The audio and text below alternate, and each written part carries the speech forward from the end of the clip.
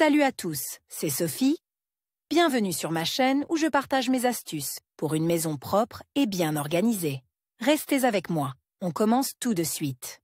Lorsque vous sortez du four des tartes bien dorées ou une bougie-nina aromatique, vous ne voulez pas penser à la quantité de graisse et de suie qui reste à l'intérieur du four. Pour éliminer la saleté, les modèles de fours modernes sont dotés de différents systèmes d'auto-nettoyage, catalytique, pyrolytique et hydrolytique. Chacun d'entre eux est efficace à sa manière. Examinons-les tous, mais nous vous parlerons en détail du nettoyage hydrolytique du four. Il est recommandé de frotter la couche de graisse et de suie accumulée sur les parois intérieures du four à l'aide d'éponges ou de chiffons doux, sans utiliser de produits en poudre contenant des particules abrasives. Système de nettoyage des fours. Pyrolytique. La pyrolyse consiste à brûler tout contaminant organique à haute température, jusqu'à 500 C. Le système pyrolytique est considéré comme le plus fiable et le plus efficace, car toutes les surfaces internes, y compris la vitre de la porte et le ventilateur de convection, sont nettoyées, et après le cycle du four en mode auto-nettoyant, il ne reste plus qu'à essuyer la suie. La pyrolyse,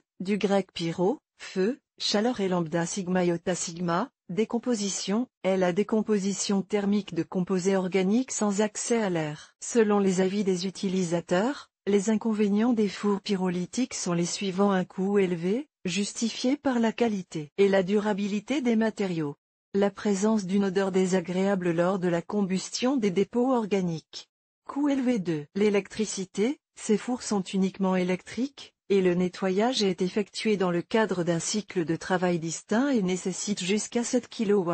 Pour en savoir plus sur le nettoyage pyrolytique des fours, consultez cet article. Four catalytique. Dans les fours catalytiques, les parois sont recouvertes d'un revêtement spécial, poreux et rugueux au toucher, contenant des oxydants chimiques, dioxyde de cérium, manganèse, cobalt, oxyde de cuivre. Ces substances réagissent rapidement avec les graisses et les décomposent en carbone, suie, et en eau. Dans les fours catalytiques, l'auto-nettoyage a lieu pendant le processus de cuisson. La réaction chimique de décomposition des graisses commence à 140 C et atteint son efficacité maximale à 200 C. Les graisses accumulées sur les parois du four sont décomposées en carbone et en eau chaque fois que le four est utilisé pour l'usage auquel il est destiné, c'est-à-dire pendant la cuisson. La saleté résiduelle est absorbée par des sorbants spéciaux contenant des nanoparticules. Les fours catalytiques présentent les avantages évidents d'un système de nettoyage, mais aussi certaines particularités d'utilisation. Le fond et la surface intérieure de la porte doivent être nettoyés manuellement, car ils ne sont pas recouverts de composition catalytique.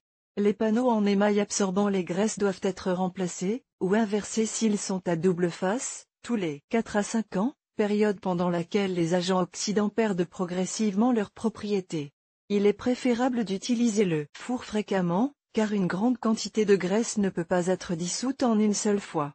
Il faut veiller à ce que les produits sucrés ou laitiers ne se déposent pas sur les panneaux, car ils entraînent une détérioration du revêtement. C'est pourquoi le fond n'est pas recouvert de composition catalytique. Hydrolyse, décomposition des dépôts gras et autres dépôts organiques sous l'action de l'eau, plus précisément de la vapeur d'eau. Cher lecteur, abonnez-vous à notre Telegram, vous y trouverez des informations utiles sur l'entretien ménager et pas seulement. Accédez au canal. Le nettoyage de four par hydrolyse dissout et ramollit la saleté en créant un effet de bain de vapeur à l'intérieur de la cavité du four. La vapeur est douce et n'endommage pas le revêtement émaillé du four. Les dépôts ramollis sont mieux éliminés des surfaces intérieures, sans qu'il soit nécessaire de frotter ou d'éponger lourdement. De nombreux fours modernes sont dotés d'une fonction automatique de nettoyage à la vapeur, mais même si votre modèle n'en est pas équipé, vous pouvez créer vous-même les conditions nécessaires au nettoyage à la vapeur. Comment hydrolyser le four? Instructions. S'il existe une fonction intégrée, procédez selon les instructions du fabricant. En règle générale,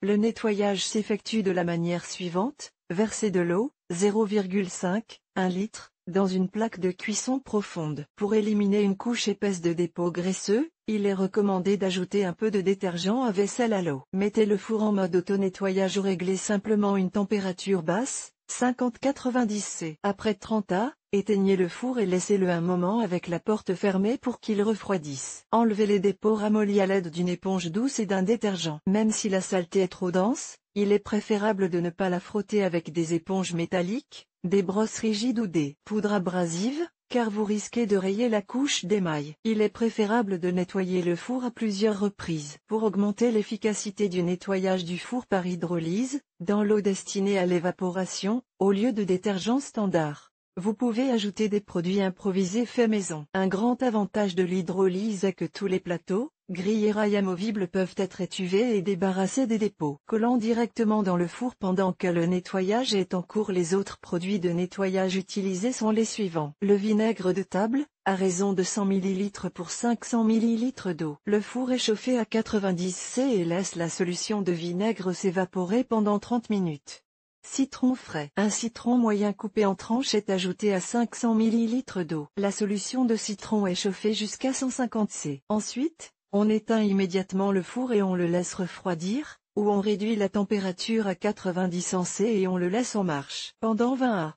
Sel de table. Il est utilisé pour préparer une solution concentrée, 300 g de sel pour 500 ml d'eau. Le plateau contenant la saumure est placé au niveau le plus bas, et allumez le chauffage du four à 200 C. Le temps de nettoyage standard est de 30 minutes. Selon le modèle de four, l'eau pour l'hydrolyse est versée dans une plaque de cuisson profonde ou dans une cavité spéciale au fond du four. Après avoir utilisé l'un des remèdes ci-dessus, essuyez toutes les surfaces internes de la cavité du four avec une éponge afin d'éliminer les dépôts de graisse et de suie ramollie. Il est plus pratique de retirer les parties amovibles, plateaux, grilles et guide-fils, et de les laver séparément à la main ou au lave-vaisselle. Si vous utilisez des nettoyants pour vitres pour nettoyer l'intérieur de la porte, rincez abondamment les résidus à l'eau, puis essuyez-les. Le nettoyage du four par hydrolyse est bénéfique car la vapeur pénètre dans tous les endroits difficiles d'accès, parois arrière, pales du ventilateur, glissières en relief ou télescopiques, qui sont difficiles à nettoyer à l'aide d'une éponge. Le pré-vaporisation de la saleté facilite grandement cette tâche. Pour éviter la formation de dépôts graisseux denses, hydrolysez régulièrement, toutes les 2 à 4 semaines. Après le nettoyage, essuyez toutes les surfaces du four et laissez la porte du four ouverte pendant 1 à 2 heures pour la ventilation. Vidéo.